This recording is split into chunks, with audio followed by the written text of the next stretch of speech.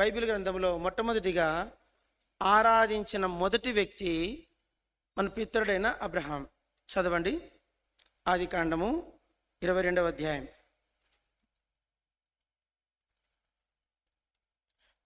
Genesis 22, ఆదికాండం 22వ అధ్యాయము 5వ వచనం అందరు చదువుకు. తన పనివారితో మీరు గాడిదతో ఇక్కడనే ఉండి, నేను ఈ చిన్నవాడిని అక్కడికి వెళ్ళి దేవునికి మ్రొక్కి మరలా మీదకి వచ్చేదామని చెప్పి. అక్కడ తెలుగులో దేవునికి మ్రొక్కి అన్న మాట ఉంది. ఏమిటన్నమాట? దేవునికి మ్రొక్కి. ఇంగ్లీష్లో వర్షిప్ అని ఉంటుంది. పరిశుద్ధ గ్రంథంలో మొట్టమొదటిసారిగా వర్షిప్ అన్న మాట ఉన్న మొదటి పదం. కాబట్టి అది మనకు అన్నిటికీ బైబిల్లో ఏ పదం అయితే ఇప్పుడు నోహు కృప పొందిన వాడని రాయబడింది. అంటే ఇప్పుడు మన కృప అనేది అర్థం కావాలంటే నోహు జీవితంలోని కృపను అర్థం చేసుకుంటే అక్కడి నుంచి మనకు అన్ని రిలేటెడ్గా అన్ని అర్థమవుతాయి. ఇప్పుడు ఆరాధన గురించి మొట్టమొదటిగా ఉపదేశించబడిన స్థలం ఏంటంటే ఇక్కడ ఏమిటన్నమాట, నేను చిన్నవాడును అక్కడికి వెళ్ళి దేవునికి మ్రొక్కి. తెలుగులో మ్రొక్కి అని ఉంది, ఇంగ్లీష్ పదంలో వర్షిప్ అని ఉంది, హిబ్రీ పదంలో షకా అని ఉంది. ఏమని? SHAKH, షకా. షకా అంటే ఆరాధన. ఆరాధన దానికి ఇక్కడ దీని అంటే మనము దీని వాక్యంలో నుంచి ఆత్మదేవుని ఆధారం చేసుకొని గ్రహించినప్పుడు ఒక విషయం మనకు అర్థమవుతుంది. అక్కడ పైన ఒక మాట ఉంది, నీకు ఒక్కడైన నీ కుమారుడైన ఇస్సాకు, నీకు ఇష్టడైన నీ కుమారుడు. నీకు ఏమన్నది అక్కడ? జెనసిస్ 22:1 చదవండి ఎవరైనా. నీవు ప్రేమించు, చాలు. ఏమంటే ఏమి ఇస్సాకంట చెప్పండి. ఏమి ఇస్సాకు ఉన్న ఇస్సాకు దృష్టిలో దేవుడు పెట్టిన 2 పేర్లు చెప్పండి. ఏమిట? నీవు ప్రేమించు, రెండవదిగా నీకు ఒక్కడే అన్నాడు. అంటే నీకు ఆప్షన్ లేదు. నీకు ఎంతమంది కుమారులు? ఇక్కడ ఒక్కడే. దేవుడు చెప్పిన మాట, నీకు ఒక్కడే కుమారుడు. ఆ కుమారుని నువ్వేం చేస్తున్నావు? ప్రేమిస్తున్నావు. అంటే దేవునికి అదే కావాలా, నీకు ఆప్షన్ ఉండకూడదు. ఏముండకూడదు? Option. There is no option. ఒకటే ఆప్షన్. ఆ ఆప్షన్ ఏంటంటే నీకు ఒకటే కుమారుడు. తర్వాత ఆ కుమారుడు ఎలాంటి వాడంటే నువ్వు ప్రేమిస్తున్నావు. అంటే నువ్వు ప్రేమించే దానిని, నీకు ఒక్కటే ఉన్న దానిని నీవు దేవునికి దహన బలిగా అర్పించడమే ఆరాధన. ఇంకా అర్థమైందో లేదు? అర్థమైందో? ఎందుకని తేడాగా చెప్పనా? నువ్వు ప్రేమిస్తున్నావు. నువ్వు దేనైతే మనం దేన్ని ఎక్కువ ప్రేమిస్తామో అది మనకే తెలుసు. చెప్పండి, మనం దేన్ని ఎక్కువ ప్రేమిస్తామో అది. ఇప్పుడు నేను ప్రేమించాము సంగతులు వేరుంటాయి, ఈ తమ్ముడు ప్రేమించే సంగతి. ఎవరి తల్లికి గారాల కొడుకుంటాడు, ఆ కొడుకుని తల్లి ప్రేమిస్తుంది. ఎన్నో కోణాలు ఉంటాయి ఒక మనిషిలో, ఎన్నో కోణాలు. వాటిలో అన్నిటికంటే ఎక్కువగా దేన్ని ప్రేమిస్తామో దానిని యెహోవాకు తెచ్చి నువ్వు సమర్పించగలిగితే ఆరాధన. తర్వాత మనకు గ్రంథములో 2వ వ్యక్తి ఆరాధికులలో ఒక గ్రంథం. కొత్త నిబంధనలో ఆరాధనలో చాలా ఉన్నతమైన ఆరాధన చదవండి. న్యూ టెస్టిమెంట్ వర్షిప్లో చదవండి. కొత్త నిబంధనలోకి వెళ్ళా ఉన్నతమైన ఆరాధన చదవండి. యోహాను సువార్త 12వ అధ్యాయం, John 12.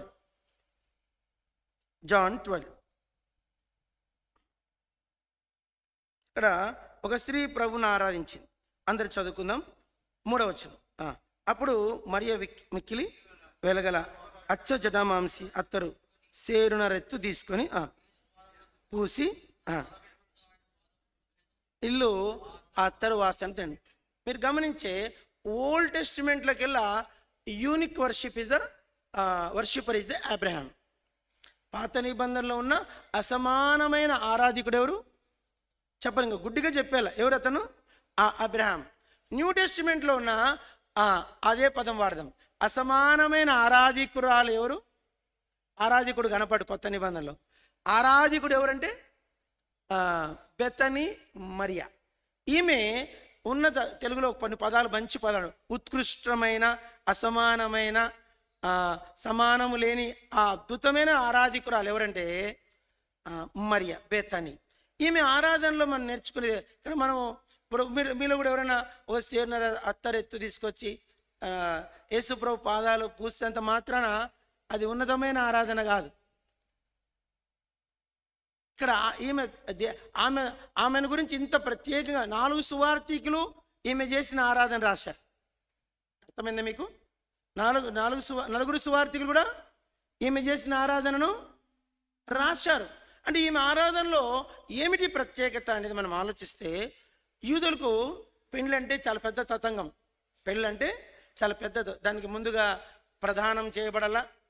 ప్రధానములో పెళ్లి కుమారుడు పెళ్లి కుమార్తెకు ఓలిచ్చి, అంటే మన భాషలో ఇక్కడ తెలుగులో అమ్మాయి అబ్బాయికి ఇచ్చేదాన్ని కట్నం అంటారు, అబ్బాయి అమ్మాయికి ఇచ్చేదాన్ని ఓలి అంటారు. అబ్బాయి అమ్మాయికి ఓలి కట్టాల, దాన్ని ప్రధానం అంటారు. ఓలి ప్రధానమైందంటే అర్థం ఏంటి చెప్పండి? ఓలి కట్టాడని. ప్రధానమైందంటే అర్థం ఏంటి? ఓలి కట్టాల. ముందు ఎక్కడ కట్టాలి? అది ఓలి ప్రధానములో కట్టాల.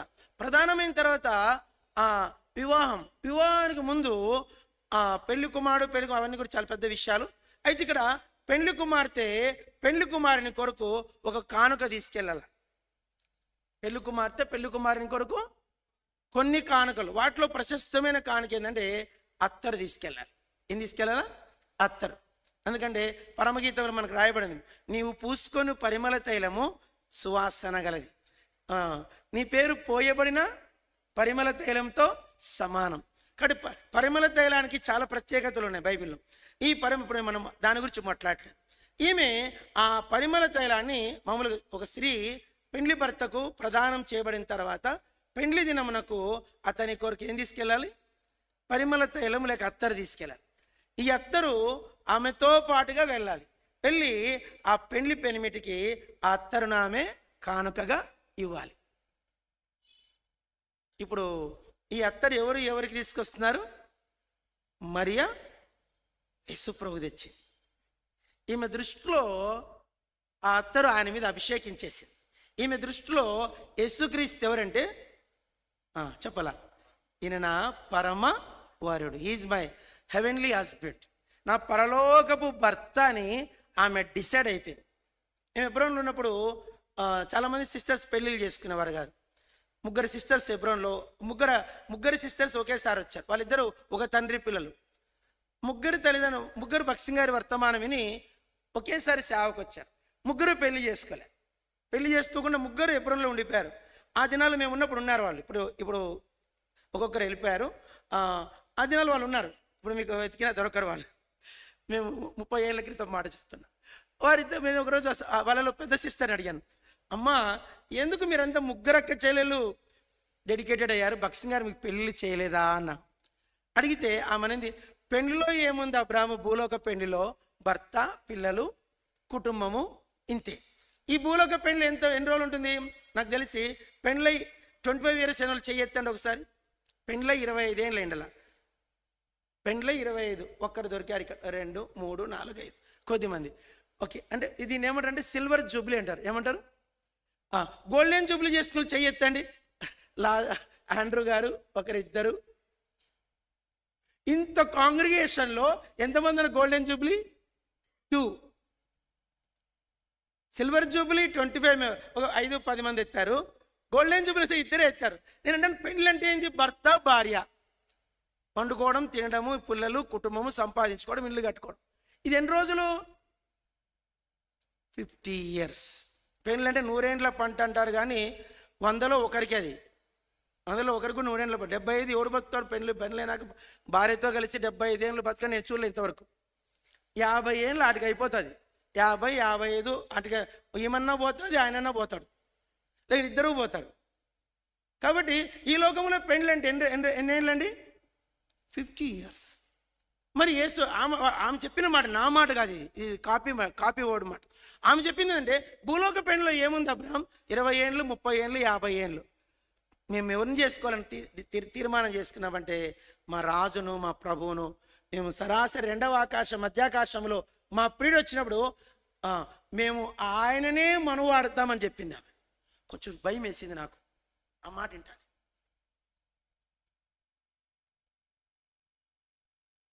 ఏమిటి వీరి యొక్క నా గ్రహింపు అనిపించింది. కొంచెం భయం వేసింది నాకు. వారితో అప్పటి నుంచి మాట్లాడాలంటే నాకు ఎట్లా ఫీలింగ్ ఏంటంటే, మీరు యేసుక్రీస్తును పెళ్లి చేసుకునే పరిశుద్ధ కన్యకలు, ఆ ఫీలింగ్ వచ్చేసింది నాకు. బెతనీ మరియా స్టాండర్డ్ అది, బెతనీ మరియా స్టాండర్డ్. అబ్రహాం స్టాండర్డ్ ఏమో అది, బెతనీ మరియా స్టాండర్డ్ ఇది. ఆరాధన అంటే ఏదో పోటీ పడి ఆమె చేయాలి నేను చేయాలి, మనందరికి ఎక్కువ శాతం క్యాసెట్ ఆరాధన చేస్తాం. ఏం ఆరాధన?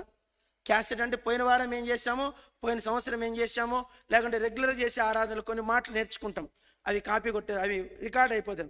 ఆ మాటలే వరుస పెట్టి చెప్పేసి ఆమెనంటాం, అబ్బా నేను ఆరాధన చేశాను అనుకుంటాం. ఇంకొందరు ఎందుకు పోటీ పడతారు, నేను చేయాలి, ప్రతి వారం చేయాలన్న పోటీ. ఇంకెన్నెన్నో ఉన్నాయి దీంట్లో, పని చెప్పలేను. ప్యారెట్ వర్షిప్ కూడా ఉంటుంది, అంటే చేసిందే చేస్తారు, వాళ్ళని ఎవరు ముట్టుకోకూడదు, వాళ్ళు ఖచ్చితంగా చేయాలా. ఇవి ఆరాధన చేయాలా, ఆరాధనే మంచిదే, తప్పులేదు, నేను కాదన్ను. కానీ మీ ఆరాధనలో 2 సంగతులు ఉండాలి. ఎన్ని సంగతులు? 1 ఆత్మ ఉండాలి, 2 సత్యం ఉండాలి.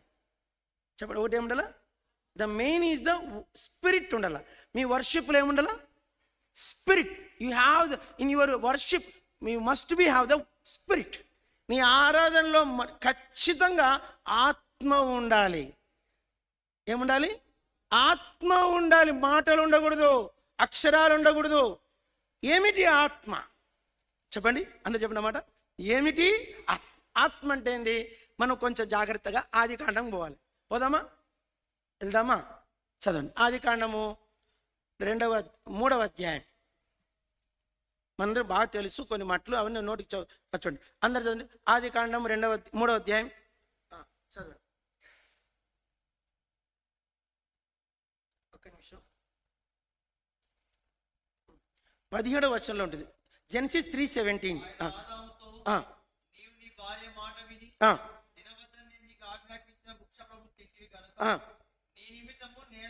చాలు, అందరు చెప్పండి, అందరు పలకండి. నీ నిమిత్తం ఈ నేల శపింపబడినది. ఇక్కడ మనం గమనించాల్సిందంటే, దేవుణ్ణి ఆరాధించడానికి లోకం ఏం చేస్తుంది? కాయ, కర్పూరము, పత్రము, పుష్పము, ఇంకా బంగారము, వెండి. రేపు 22వ తారీఖున అందరం ఎత్తుకొని పోతున్నారు కానుకలు. అవన్నీ అవసరం లేదు. వారు సమర్పించడానికి గుజరాత్కి వెళ్ళిపోతారు. గుజరాత్ మరి ఎక్కడో అది ఏ స్టేట్? గుజరాతేనా? యూపీ, ఉత్తరప్రదేశ్. అక్కడికి వెళ్ళిపోతున్నారు వేల కొలది. 22nd ఏం చేస్తుంది గవర్నమెంట్? ఇండియా వైడ్ హాలిడే ఇచ్చేస్తుంది. మొత్తం ఇండియా అంతా ఎవరు గవర్నమెంట్ సెక్టార్స్ అన్నీ హాలిడే. ఆ రోజంతా కంప్లీట్ హాలిడే ఇచ్చేస్తుంది. అయితే వాళ్ళు ఆరాధించక ఏమేమి తీసుకెళ్తున్నారు?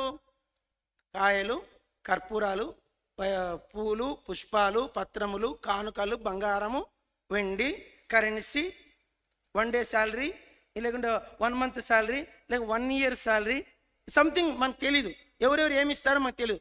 ఇప్పుడు అవన్నిటిని ఒక చోట పెడదాం.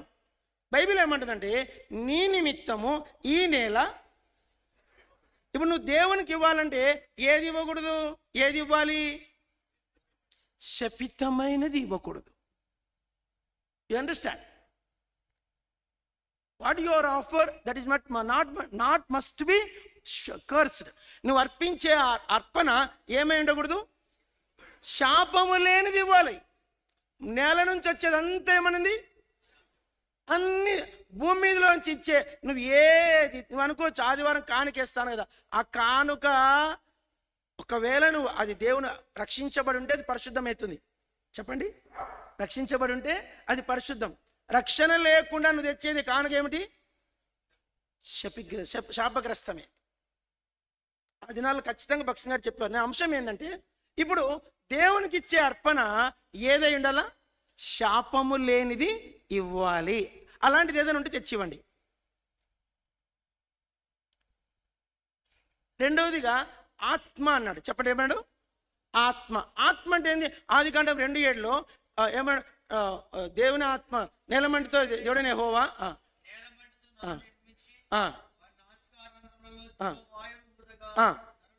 అందరు గమనించలేదు. జీవవాయువును ఊదగా. అది చాలా పెద్ద, చాలా ఉన్నతమైన మాట. ఇప్పుడు దాన్ని ముట్టుకోలేము. ఆ మాటలో చాలా సంగతులు ఉన్నాయి. అన్నిటికీ బేస్ ఏంటంటే ఆయన జీవవాయువు. ఏంటి? ఆ జీవవాయువును యోబు ఎలా చెప్పాడు? చదవండి. యోబు గ్రంథం 20 27 27 జోబ్ 27 అందరూ చదవాలి ఒక వచనము, చాలా ఖరీదైన మాట ఇది. యోబు 27 రెండో వచనం అందరు చదవాలి. స్టార్ట్.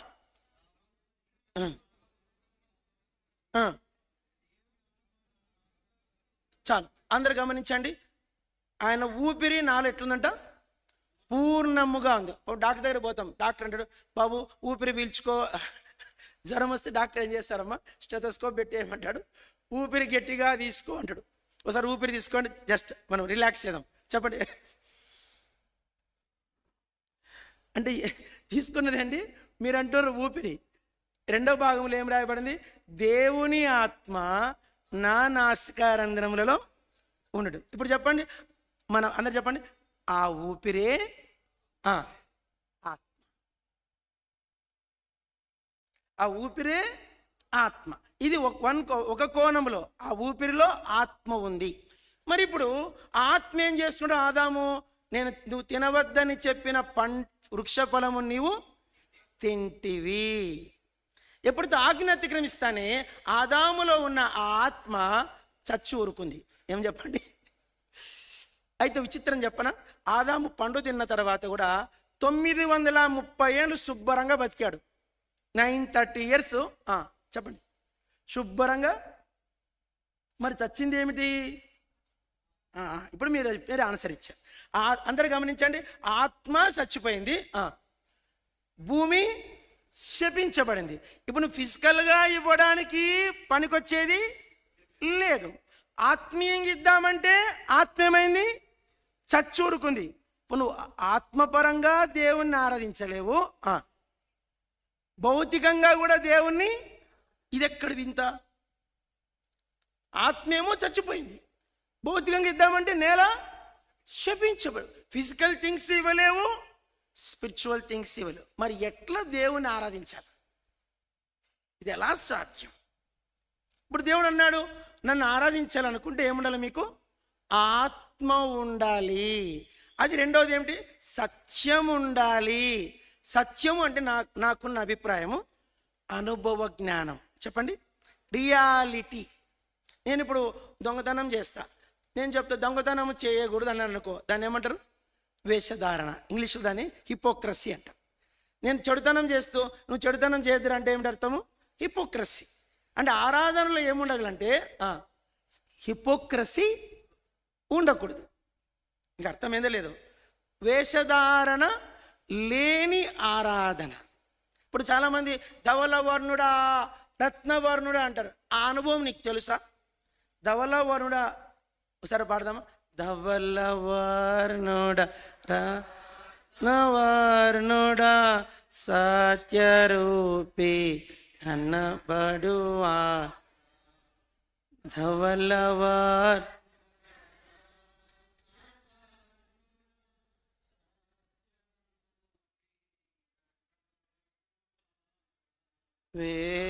రక్షించిన నాధనికే నన్ను రక్షించిన నాధనికే శరణం శరణం. కాబట్టి జాగ్రత్త.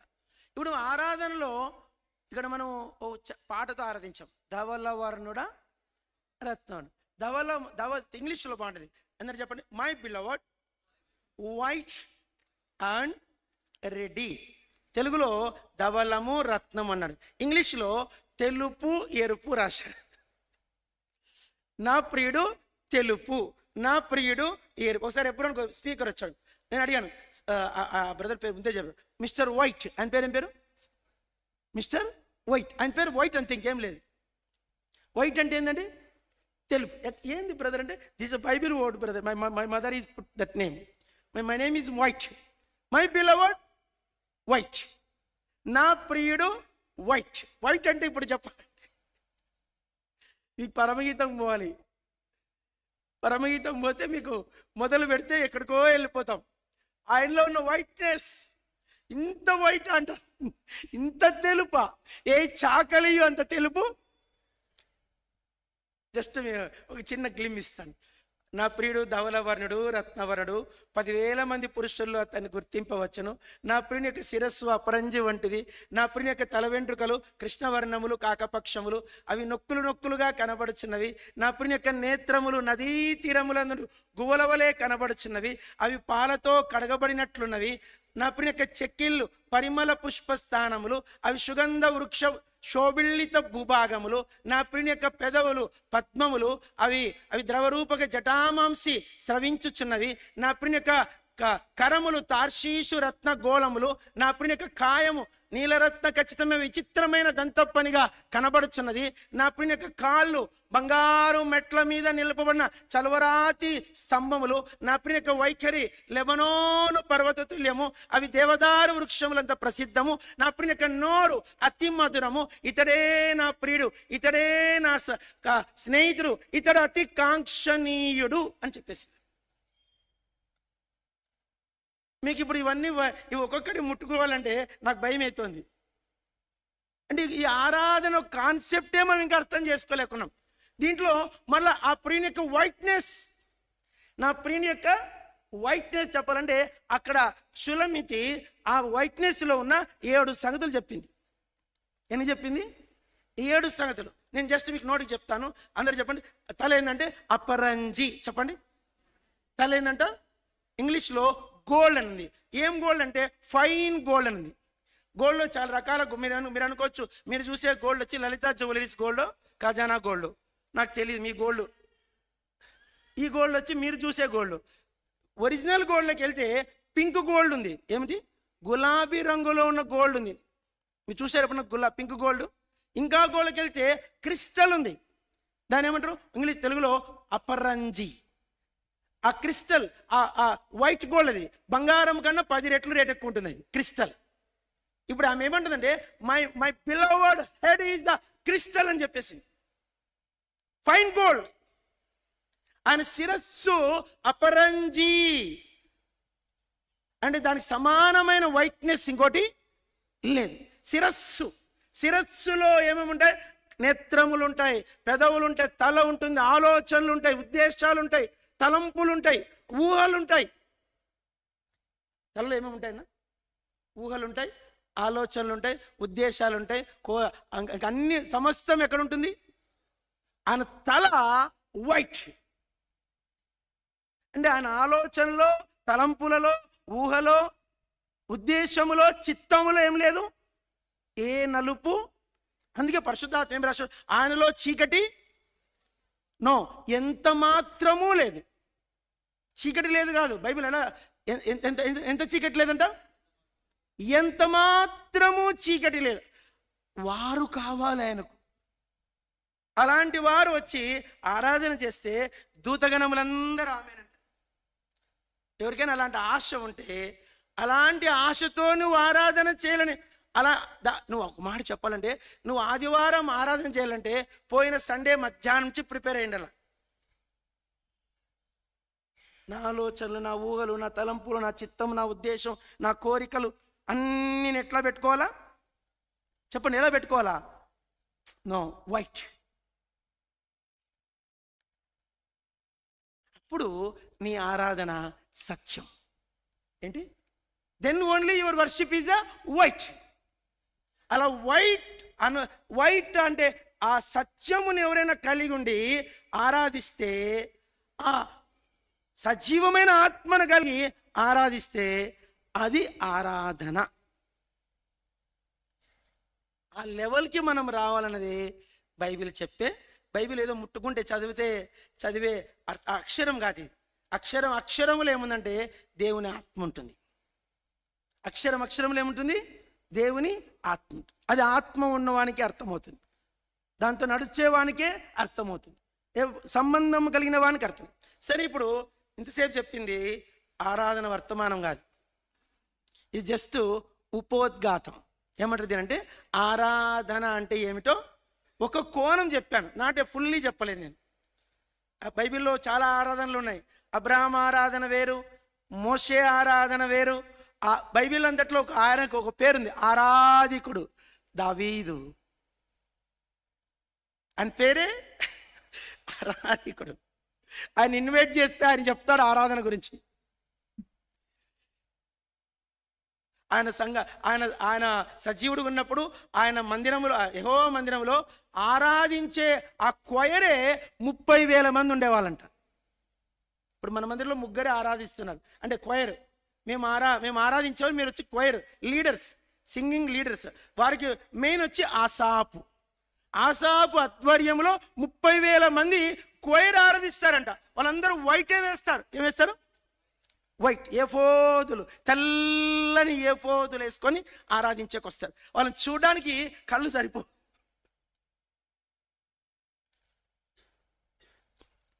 ఆయనకు ఆరాధనకు అంత ప్రశస్తత ఇచ్చాడు. దావీదు ఆరాధన. తర్వాత సొలొమోను ఆరాధన చెప్పండి. King Solomon worship. ఆకాశమహాకాశంబులో పటాని ఆశ్చర్యకరుడా, ఆకాశమహాకాశంబులో పటాని ఆశ్చర్య. ఈ మాట మనది కాదండి, కింగ్ సొలొమోన్ గారిది. ఈ వర్స్ తీసుకొచ్చింది ఎవరు? సొలొమోన్. కింగ్ సొలొమోన్ చెప్పాడు.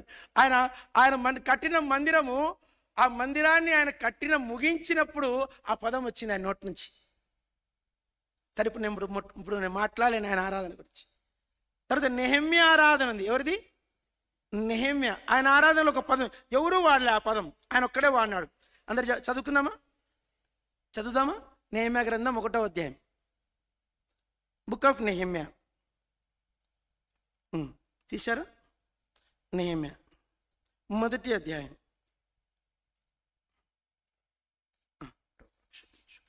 అందరు చదువుకు. నెహెమ్యా గ్రంథం 1వ అధ్యాయం చదవండి.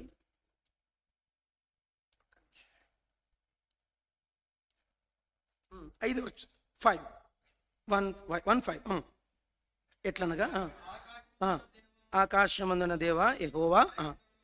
చాలు, అందరు పలకండి. భయంకరుడవైన గొప్ప. ఇంగ్లీష్లో ఈ పదం దగ్గర ఏముందంటే టెర్రర్ అనేది.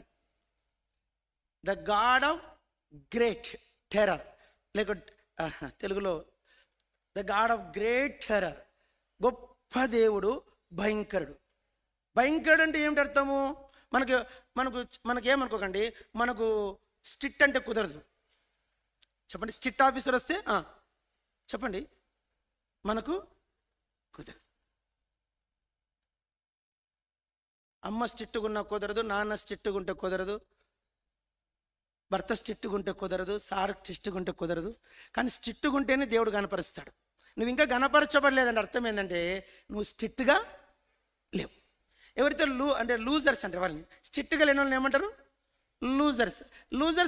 అన్ని విషయాలు లూజర్సే అయిపోతారు. మీరు లూజర్గా ఉండాలనుకుంటారా, విన్నర్గా ఉండాలనుకుంటారా? చెప్పండి. లూజర్ కావాలన్నా? లూజర్ అంటే ఓడిపోయేవాడు. ఆ ఓడిపోకుండా ఉండాలంటే నువ్వు స్ట్రిక్ట్ ఆఫీసర్ దగ్గర పెరగాలి. ఎవరు ఆ స్ట్రిక్ట్ ఆఫీసరు? ప్రభువే. ఆయనకన్నా స్ట్రిక్ట్ ఎవరు? ఈ విషయం నెహెమ్యాకు అర్థమైంది. అది ఇప్పుడు నేను చెప్పలేను. నెహెమ్యా ఆరాధన ఇట్లా మీరు చెప్పుకుంటూ పోతే ఒక్కొక్కరు వీళ్ళందరూ ఆరాధనలు పక్కన పెడితే షులమైట్ వస్తుంది. ఎవరు ఆమె? షులమైట్. ఆమె ఆరాధిస్తుంది. ఏమి ఆరాధన అండి ఆమెది! ఎన్ని చెప్పరు ఆమె గురించి. సరే, ఇప్పుడు మాట్లాడలేం. అట్లా ఈ రాగున మనకు ఆరాధన గురించి ఆత్మదేవుడు ఎన్ని సంగతులు రాసి పెట్టాడు. అయితే ఈరోజు మనతో జస్ట్ ఒక 10-15 నిమిషాలు నేను ముగిచ్చేస్తాను.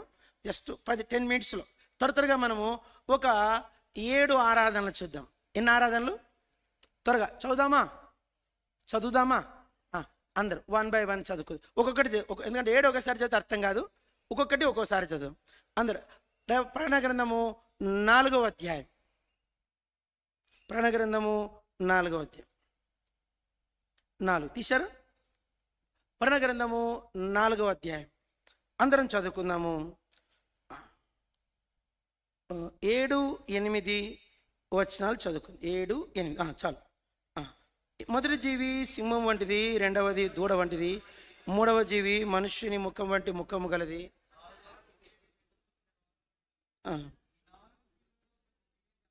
రెక్కలను అవి భూత వర్తమాన భవిష్యత్ కాలంలో సర్వాధికారియు దేవుడు నాకు ప్రభు పరిశుద్ధుడు పరిశుద్ధ పరుషని మానక రాత్రింబగళ్ళు చెప్పుచుండెను. ఒకసారి ఏస్కేలు గ్రంథం 10వ అధ్యాయంకి రండి. ఏస్కేలు 10 14 ఏస్కేలు 10:14 చదవను.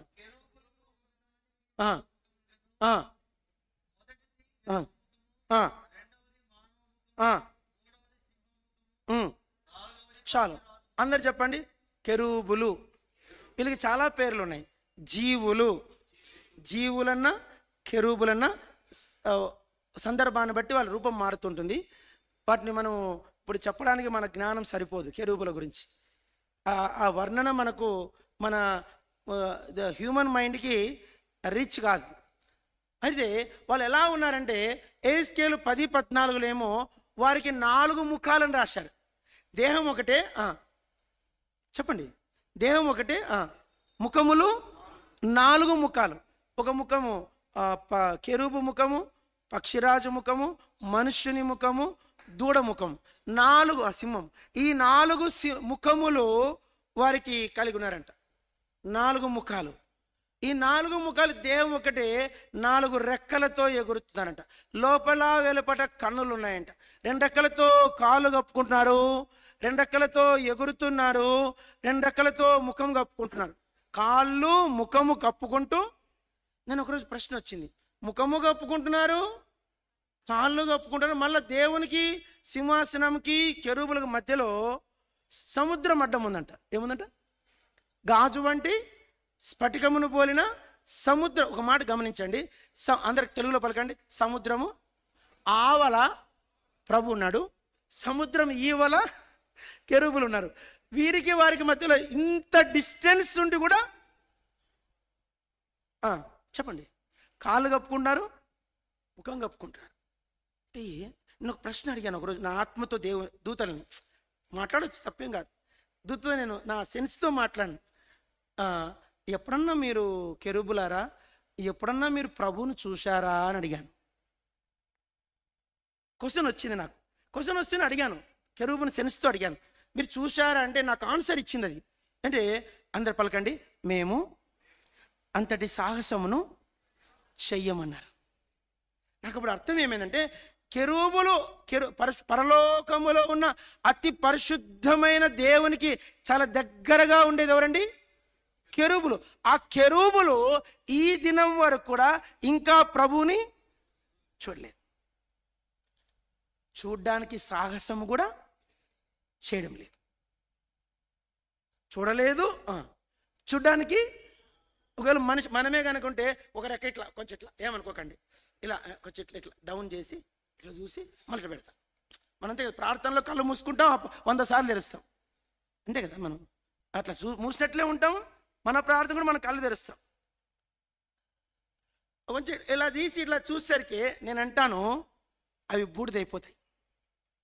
ఆజ్ఞను బైబిల్లో 103వ కీర్తన రాయబడింది, ఆయన పరిశుద్ధ దూతల్లో ఏదియు ఆయన ఆజ్ఞను అతిక్రమించేదంట. చదవండి అన్నమాట. 103వ కీర్తన 103వ కీర్తన తీశారా? 20వ వచనం, 20. చాలు. ఆయన దూతలు ఎలాంటివి? ఆయన ఆజ్ఞకు లోబడతాయి, ఆయన చిత్తము నెరవేరుస్తాయి, అంతే. అదే వాడికున్న పరిశుద్ధత, అదే వారికున్న అటిట్యూడ్. వాటికున్న ఎయిమ్ ఏంటంటే ఒకటి, దేవుని ఆజ్ఞను లోబడతాయి. వారి ఆరాధనలో ఒక మాట ఉంది, పరిశుద్ధుడు పరిశుద్ధుడు పరిశుద్ధుడు అని మానక రాత్రింబగళ్ళు. అక్కడ డే నైట్స్ లేవు కదా, మనకు అర్థం కావాలని రాయబడింది అన్నమాట. అంటే అంటే అంటే ఎటర్నిటీ అర్థం చేసుకోండి. ఎటర్నిటీ నుండి ఎటర్నిటీ వరకు హెవెన్లో ఉన్నాయి, అంత దూరంలో ఉన్నాయి. ఒకటే మాట, పరిశుద్ధుడు పరిశుద్ధుడు పరిశుద్ధుడు పరిశుద్ధుడు పరిశుద్ధుడు. వారి అందరు గమనించండి, అందరు పలకండి, వారి గాన ప్రతిగానములతో దేవాలయం కదిలిపోతుందంట. ఇదేమి ఆరాధన? కానీ నేను అంటాను, వర్షిప్ ఆల్సో ప్రాముఖ్యమే, వారి యాటిట్యూడ్, వాళ్ళ వైఖరి కూడా. చెప్పండి, ఆరాధన ప్రాముఖ్యమే. చెప్పండి అన్నమాట. ఇప్పుడు ఆరాధనలో మన చాలాసార్లు నేను విన్నది ఏంటంటే, భగత్ సింగ్ గారు 86 ఇయర్స్లో కూడా మోకరించి ఆరాధన చేసేవాడంట. నేను ఎబ్రోడ్లో ఉన్నప్పుడు చాలామంది చెప్పారు, భగత్ సింగ్ గారు బల్ల దగ్గర ప్రార్థన చేస్తే, మేము పోయేటప్పుడు 1993లో పోయాను ఎబ్రోన్కి. అప్పుడు ఆ దినాల్లో వాళ్ళు చెప్పారు, భగత్ సింగ్ గారు బల్ల దగ్గర ప్రార్థన చేసేటప్పుడు అంట, ఏ రోజు ఆయన కళ్ళు తెరిచింది ఎవరు చూడలేదంట. 45 నిమిషాలు మోకరిస్తే భగత్ సింగ్ గారు బల్ల దగ్గర ప్రార్థన సేపు చేసేవాడు, 45 నిమిషాలు చేసేవాడంట. 45 మినిట్స్లో కూడా ఆయన కదిలేవాడు కాదంట, పొజిషన్ మార్చేవాడు. ఆయన అని అంటాను, ఆయనకున్న భయమే ఇంత సేవకు వస్తారనకు కారణం. కాబట్టి కెరూబుల ఆరాధన, వాళ్ళ యాటిట్యూడు, వాళ్ళ మాటలు, వాళ్ళకి ఒకటే తెలుసు, దేవుడు పరిశుద్ధుడు. నువ్వు ఒక మాట చెప్పు, నువ్వు దేవుని పరిశుద్ధత ఎంత ఎరుగుతావో దేవునికి అంత సమీపముగా వస్తావు. పరలోకంలో మొదటి ఆరాధన ఎవరిది? జీవులది. బైబిల్లో క్షమించండి, పరలోకంలో మొదటి ఆరాధన ఎవరిది? జీవులకే మొదటి స్థానం ఇచ్చాడు ఆరాధనలో. రెండో గుంపు వెళ్తాం, టైం అయిపోతుంది. ఆది ప్రకటన గ్రంథము 4వ అధ్యాయం రెండవ భాగంలోకి వెళ్ళే ఆరాధనకు దేవుడు రెండవ సమయం చదవండి. ప్రకటన గ్రంథం 4వ అధ్యాయం వెయిట్ 10-11 వచ్చాను. 10-11.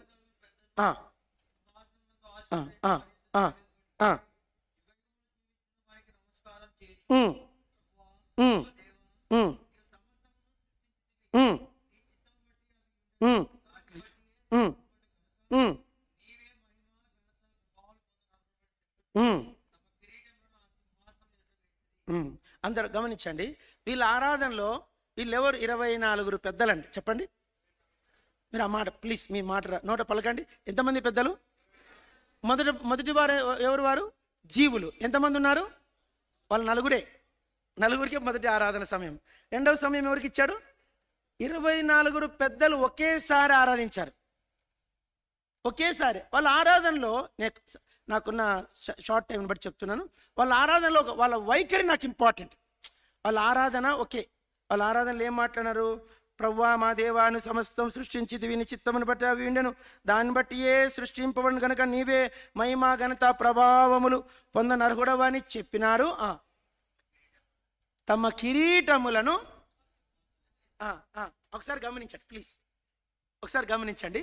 24 పెద్దలు లేక 24 మంది ఒకేసారి తమ కిరీటములు తీసి అక్కడ ఉంచారా, ఆడ పడేశారా? చెప్పరు. గమనించి ఆ ఓడు చూడండి, ఆ ఓడు పరిశుద్ధాత్మ రాసింది. ఆడ ఉంచారా, పడేశారా? చెప్పండమ్మా. ఆ కిరీటములను ఆ సింహాసనం ఎదుట వేసిరి. ఇట్లా తీశారు, ఆయన పాదాలు మన భాషలో. కిరీటములు అంటే ఏంటండి? ఇంగ్లీష్లో మన కిరీటం దేనికి గుర్తు అంటే వారి ఘనత, వారి రాజరికం, వారి గొప్పతనం, వారికి వాల్యూ. ఒక కిరీటం అంటే ఇప్పుడు మన రాష్ట్రానికి ముఖ్యమంత్రికి అదొక కిరీటం లేదు, కానీ అదొక స్థానం. ఇప్పుడు ఇండియాకు ఆ స్థానము, యుఎస్కి ఆ బైడెన్ యొక్క స్థానం, ఆ స్థానము ఆయన ఎదుట ఏమిటంట పడేశారు. 24 పెద్దలు ఎవరని ఇప్పుడు నేను మాట్లాడలేను వాళ్ళ గురించి. వాళ్ళ ఆరాధనలో యాటిట్యూడ్ మళ్ళీ ఇంపార్టెంట్. మొదటి ఆరాధనలో యాటిట్యూడ్ ఏంటి? కప్పుకుంటున్నారు, సాహసించట్లేదు, దూరమున ఉన్నారు, ఆరాధిస్తున్నారు. వీళ్ళ ఆరాధనలో కిరీటాలను పడేశారు. వీళ్ళ ఆరాధన 2. మూడవది ఆరాధన ఎవరు? చదవండి. ఇప్పుడు దేవదూతల ఆరాధన వస్తుంది. ఎవరు? కెరూబులు వేరు, దేవదూతలు. సరే, ప్రకటన గ్రంథం 4వ అధ్యాయం 5వ అధ్యాయం క్షమించండి 5 అందరు చదువుకుందాం. 1 చదవండి. 11వ వచనం 11, 12 ఈ మాట ప్లేస్ అందరు చదువుకుందాం. మరియు నేను చూడగా మీరు చదవరా?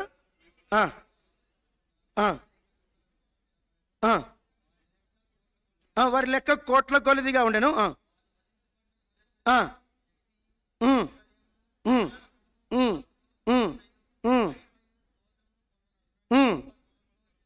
ఇప్పుడు మూడో గుంపు ఎవరండి? దేవదూతల ఆరాధన. మనం అందుకే ఆ చరణం పాడదామా? దూతగణములెల్లా దించిరిగా యెహోవాని, దూతగణములెల్లా.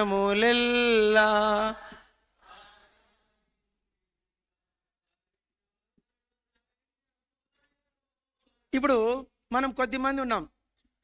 వీళ్ళు ఎంతమంది ఉన్నారంట? కోట్ల కొలది. నాకు ఆత్మ చెప్పాలనిపిస్తుంది, కొన్ని మాట చెప్తాను. దేవదూతలకు మరొక పేరు ఏంటంటే నక్షత్రములు. చెప్పండి, దేవదూతల మరొక పేరు ఏం పేరు? There stars. స్టార్ అంటే అర్థం ఏంటి? స్వయం ప్రకాశులు. చెప్పండి, స్టార్ అంటే ఏంటండి? స్వయం ప్రకాశం. అంటే వారిలో నుంచి ఏమొస్తుంటుంది? ఎంత వెలుగో. ఎంతమంది దేవదూతలు ఉన్నారు? ఎప్పుడన్నా 1 కోటి మంది ఒక చోట చేరింది. ఇంతవరకు వరల్డ్ హిస్టరీలో చూడలే మనం. 20 లక్షలు, 30 లక్షలు, 35 లక్షలు, 30 లక్షల వరకు చూసాం. నైజీరియాలో సండే వర్షిప్ కంట నైజీరియాలో 30 లక్షల మంది కూడతారంట. సౌత్ కొరియాలో 20 లక్షల మంది కూడతారంట. సౌత్ కొరియా కంటే ఇప్పుడు రివైవల్ నైజీరియాలో పెరిగిపోయింది. నైజీరియా వర్షిప్కి ఎంతమంది వస్తారంట? 30 లక్షలు దాటుతుందంట. వాళ్ళ పాస్టర్స్కి ఫ్లైట్సే, విమానాలు, వాళ్ళ ఓన్ ఫ్లైట్స్ ఉంటాయంట. అయితే నా అంశం ఏంటంటే 30 లక్షల మంది ఆరాధనే మనం భరించలేము.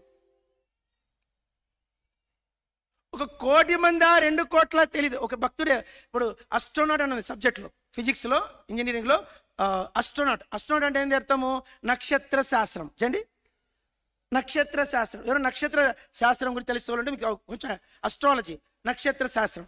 ఈ నక్షత్రాల గురించి సబ్జెక్ట్ ఏంటంటే, అందరు గమనించండి, ఒక నక్షత్రాన్ని 1 సెకండ్లో ఎంచగలిగితే, అర్థమైంది మీకు? ఒక నక్షత్రం ఎంతసేపట్లో ఎంచాలా? 1 సెకండ్లో ఎంచగలిగితే నక్షత్రములను ఎంచడానికి 5000 సంవత్సరాలు పడుతుందంట. అంటే 5 అనే సంఖ్య పక్కన ఎన్ని సున్నలు పెట్టాలో, లేక 1 పక్కన ఎన్ని సున్నలు పెట్టాలో అంతమంది దేవదూతలే వారి మొదట ఎవరికి? 4 ఇచ్చాడు. ఎంతమందికి ఇచ్చాడు టైము? 4 ఆరాధన. నెక్స్ట్ ఏంటి? 24 యొక్క ఆరాధన. థర్డ్ ఏంటి? కోట్ల కొలది దేవదూతల ఆరాధన. 4వ ఆరాధన తీయండి, టైం లేదు, మనం ముగిచ్చేస్తున్నాం. పురాణ గ్రంథం 5వ అధ్యాయం చదవండి. 5 తీశారా? 5. ఇప్పుడు వెయిట్, అందరు చదువుకుందాం ఒక నిమిషము. 13వ వచనము, 13వ వచనం ఒకటి చాలు, అందరం చదువుకుందాం. స్టార్ట్. భూమి క్రిందను సముద్రములోని ఉన్న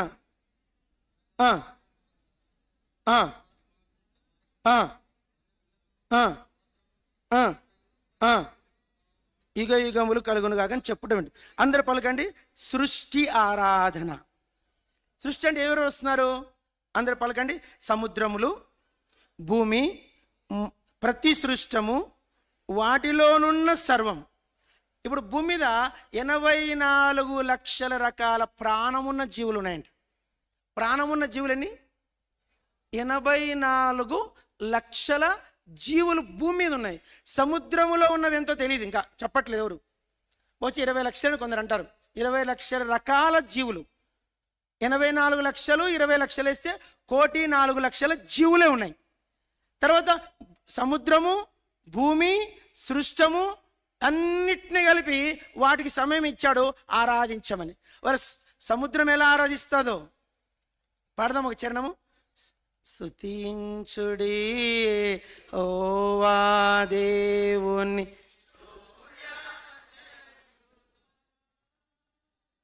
పవిత్ర దూతగణ పతికి ఉన్నత స్థలం, స్తుతించుడి కాంతులారా. కాంతి గలన నమో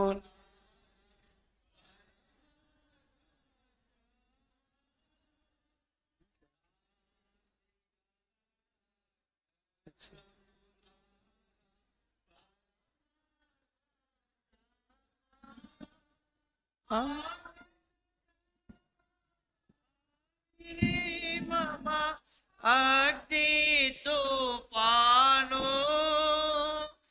ఆకాశ జలమ ఆవిరి మమ అగ్ని తుఫాను ప్రాకు జీవులు పలువిధ పక్షులు పాడి స్తుతించుడి ప్రశంసించుడి ప్రభావ మహిమలు పరమ తండ్రిని యెహోవాను స్తుతించుడి. చూడండి, సృష్టికి ఒకవేళ ఏమనుకోకండి, సృష్టికి సమయం ఇచ్చి సృష్టిని ఆరాధించండి అంటే ఎలా ఆరాధిస్తాయో చూడాలి. సముద్రం ఆరాధిస్తుందంట. ఎర్ర సముద్రం ఏమైంది? పాయలుగా అయింది, ఆరాధించింది. ఇజ్రాయేల్ అందరూ 60 లక్షల మంది ఆ ఎర్ర సముద్రం దాటి ఆవలి ఒడ్డుకు వస్తానే త్వరగా చెప్పాలా, ఒక్కసారిగా మళ్ళా కలుసుకున్నాయి సముద్రపు అగాధ జలములు.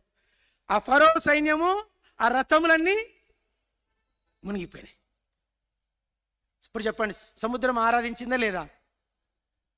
యేసుప్రభువు సముద్రం మీద పోతున్నాడు, గల్లీ సముద్రం మీద. ఆయన డిస్టర్బ్ చేసింది సముద్రం. సముద్రం ఏం చేసింది? డిస్టర్బ్ చేసింది. శిష్యులు కంగారు పడిపోయారు.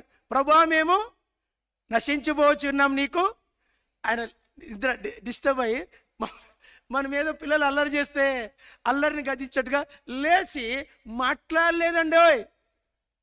జస్ట్ మనం కొంచెం పిల్లలు బాగా అల్లరి చేస్తే ఏ అంటాం. ఏమంటాం? విన్నారు లేదు ఎప్పుడన్నా? అనలేదు ఎప్పుడు? కొంచెం గోల చేస్తే ఏ కొంచెం సౌండ్ పెంచి, అది దాన్ని మాట కాదు. ఆ గద్దింపుకు సముద్రము గాలియు తుఫానును అణిగి మిక్కిలి ఒక ఇంత చరిత్ర చెప్పింది. చరిత్ర చెప్తున్న మాట ఏంటంటే, అది మొదలుకొనింట ఈ దినం వరకు గల్లీ సముద్రం మీద తుఫాన్ రాలేదంట. టుడే స్టిల్ టుడే రాదు కూడా. ఇది నిజం. మీరు సర్వే చేసి కలిసి కనుక్కోవచ్చు. సృష్టి ఆరాధన చెప్పండి. సృష్టి ఆరాధన 4 అయిపోయినాయి. 5వదిగా చదవండి. 5వ ఆరాధన ఎవరిది? హతసాక్షుల ఆరాధన. చదవండి. ప్రకటన గ్రంథం 6వ అధ్యాయం 6 ప్రకటన 6 తీయండి. అందరు చదువుకుందాము. 9, 10 వచనాలు. 6వ అధ్యాయం 5వ ముద్ర విప్పినప్పుడు దేవుని వాక్యం నిమిత్తం వధింపబడిన ఆత్మలను బలిపీఠం కింద చూచితిని. వారా నాదా సత్యస్వరూపి పరిశుద్ధుల. చాలు. వాళ్ళ ఆరాధన ఏముంది? నాదా సత్యస్వరూపి. వీళ్ళెవరు? హతసాక్షుల ఆరాధన. వీళ్ళు ఎక్కడున్నారంట? బలిపీఠం యొక్క క్రింద ఉన్నారంట. వీళ్ళ గురించి మనం ఇప్పుడు మాట్లాడలేము. హతసాక్షులు అంటే క్రీస్తు నిమిత్తమై మరణించిన పరిశుద్ధులు. ఆ సంఖ్య వస్తుంది అప్పుడు ఆ దినం. వాళ్ళకి సమయం ఇచ్చాడు. ఇప్పుడు వీళ్ళందరూ అయిన తర్వాత ఇంకొక గుంపు వస్తారు. చూద్దామా? ఎన్నైనా ఇప్పటికీ 5 చెప్పగలరా? చూద్దాం. మీరు చెప్పాలా? ఇప్పుడు నేను చెప్పాను, ఇప్పుడు మీరు చెప్పాలా. ఫస్ట్ ఎవరికి ఇస్తాడు? Second, third, very good. Fourth సృష్టి.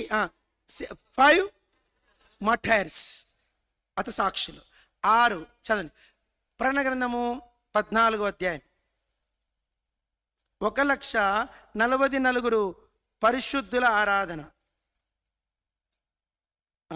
1,44,000 పరిశుద్ధుల ఆరాధన. అందరం చదువుకుందాం. 1 నుంచి 5 వచనాలు చదవాలి. మరి చదువుదామా? ఇదిగో ఆ గొర్రెపిల్ల సీయోను పర్వతం మీద నిలబడినను, ఆ నామము ఆయన తండ్రి నామము నొసలేని లిఖింపబడి 144 4,000 మంది ఆయనతో కూడా ఉండ్రి. మరి విస్తారమైన జలముల ధ్వనియు గొప్ప ఉరుముల ధ్వనితోను సమానమైన ఒక శబ్దం పరలోకం రాగా వింటే నేను విన్న ఆ శబ్దము వీణలు వాయించుచున్న వైనికుల నాదమును వారి సింహాసనం ఎదుటను ఆ 4 జీవుల ఎదుటను పెద్దల ఎదుటను ఓ కొత్త కీర్తన పాడుచున్నారు. కనబడిన ఆ 144,000 మంది తప్ప మరి ఎవరునూ ఆ కీర్తన నేర్చుకున్న చాలు. ఇక్కడికి చాలు. వీళ్ళు ఎవరండి? 1,44,000 మంది యొక్క ఆరాధన. వీళ్ళ ఆరాధన ఇప్పుడు వీళ్ళ గురించి చెప్పడానికి సమయం లేదు. వీళ్ళ ఆరాధనలో ప్రత్యేకత ఏంటంటే, మొదట ఆరాధించిన వాళ్ళకి రెక్కలతో కప్పుకొని ఆరాధించారు. రెండవది వాళ్ళు కీటములు పడేసి ఆరాధించారు. మూడవదిగా దేవదూతలు గొప్ప శబ్దముతో. ఐదవదిగా సృష్టి, వాటికి ఏం వాయిద్యాలు ఇవ్వాల. ఐదవదిగా హతసాక్షులకు కూడా ఏం వాయిద్యాలు లేవు. ఈ 1,44,000 ఏముంది? వీణలు ఉన్నాయంట. ఈ వీణలతో ఆ ఒకే స్వరం 1,44,000 వీణలు ఒక్కసారిగా మీడుతూ వాళ్ళు ఆరాధిస్తున్నారంట. ఇప్పుడు వీళ్ళ గురించి నేను సమయం లేదు, ఇప్పుడు చెప్పండి, నాకు సమయం లేదు. ఇప్పుడు ఇవి ఎన్నో గుంపు? 6.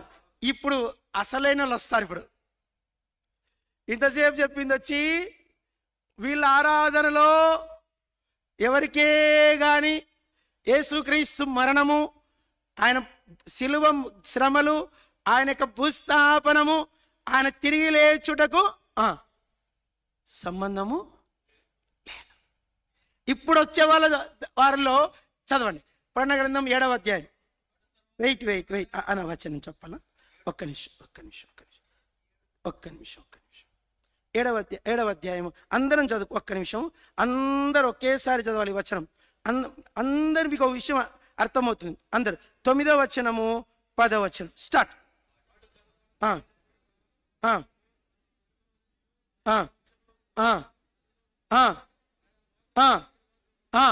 ఎవడనో లెక్కింపజాలని వారు తెల్లని వస్త్రం ధరించుకున్న వారై గొర్రెపిల్ల ఎదుటను సింహాసనం మా దేవునికి గొర్రెపిల్లకును మా రక్షణకై స్తోత్రమని మా శబ్దముతో ఎలుగెత్తి చెప్పి. గమనించండి, ఇదొక్క కాన్సెప్ట్ కోసం ఇంతసేపు చెప్పాను. జీవుల ఆరాధనలో మా రక్షణ అన్న మాట లేదు. 24 పెద్దల ఆరాధనలో మా రక్షణ అన్న మాట లేదు. దేవదూతలకు లేదు, సృష్టికి లేదు, హతసాక్షులు కూడా ఆ మాట చెప్పలేదు. 1,44,000 మంది కూడా ఆ మాట చెప్పలేదు. ఎవరు చెప్తున్నారు ఇప్పుడు ఈ మాట? ఒక సమూహం కనిపించిందంట. ఎవడునూ వారిని లెక్కించలేరంట. వాళ్ళందరి దగ్గర, అందరు చెప్పండి, ఆరాధనలో యాటిట్యూడ్, వైఖరి. ఏమిటో వైఖరి అంటే తెల్లని వస్త్రాలు ధరించుకున్నారు, ఖర్జూర మట్టలు చేత పట్టుకున్నారు. ఖర్జూరపు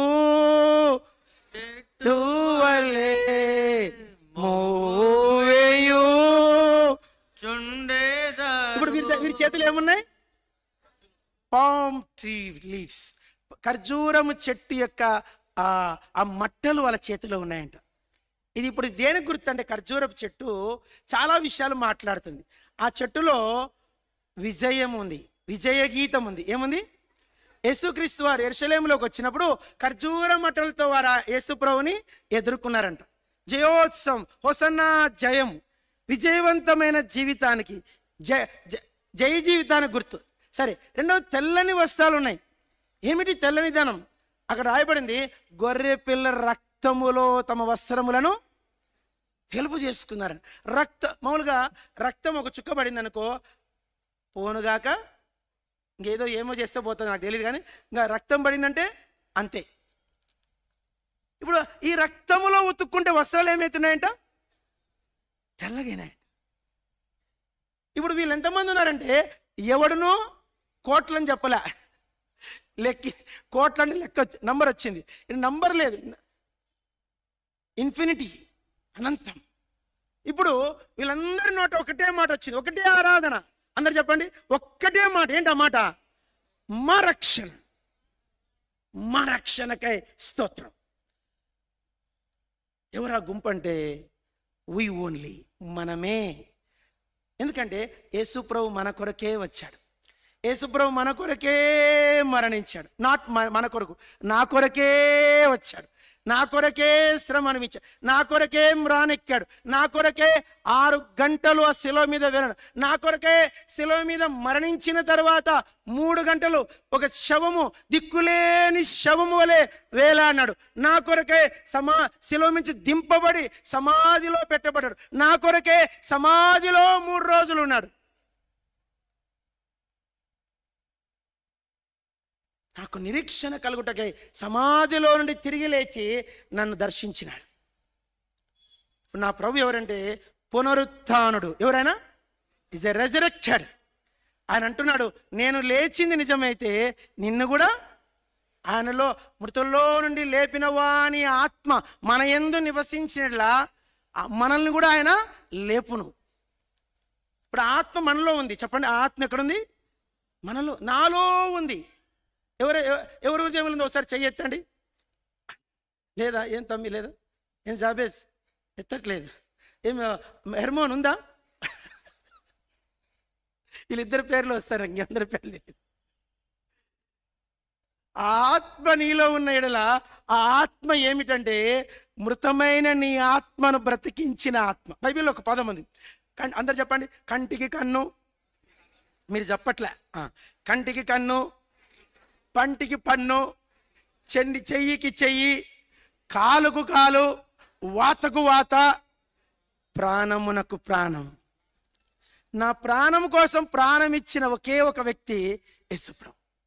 మనిషిలోని ప్రాణం ఎక్కడుంటుందంటే ఇన్ ద బ్లడ్, రక్తములో ఉంటుంది. కాబట్టి నా ప్రాణము కోసము తన ప్రాణమునైనా ధారపోసినను. కాబట్టి ఇప్పుడు ఈ పర్చేజ్, చెప్పండి, ఇప్పుడు ఒక వస్తువును కొంటాం. కొన్న తర్వాత ఆ వస్తువు హక్కుదారుడు ఎవరు? కొన్నవాడే. ఈరోజు నిన్ను కొన్నాడంటే నీ మీద సర్వ హక్కులు ఎవరివి? ఇంకా నువ్వేం మాట్లాడడానికి లేదు. కుచ్ భీ నై బాత్ కర్నా సక్తే, కుచ్ భీ నై బాత్ కర్నే కే లియే. నువ్వు మాట్లాడడానికి ఇంకేమి, నిన్ను కొనేశాడు ఆయన. నీ మీద సర్వ హక్కులు ఆయనవే. ఎంత అద్భుతమైన మాట. రక్షణ అంటే కొన్నాడు.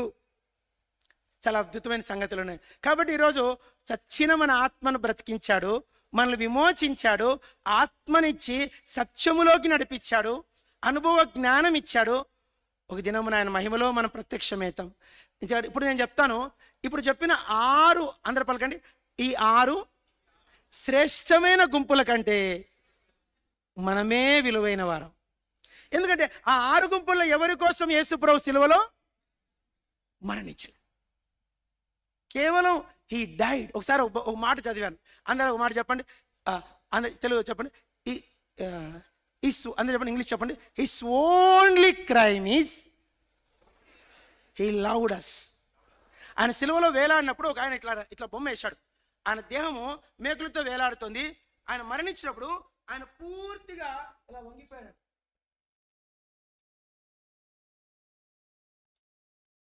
యేసు ఇట్లా చనిపోలే. ఆయన తల వంచి ప్రాణము, ఆయన మరణించినాక 3 గంటలు వేలాడినాడు మృతదేహంతో. ఆ 3 గంటలకి ఆ దేహం ఏమైపోయింది? జీవం పోయింది, ప్రాణం పోయింది. ఆ దేహం పూర్తిగా ఇట్లా బెండ్ అయిపోయింది.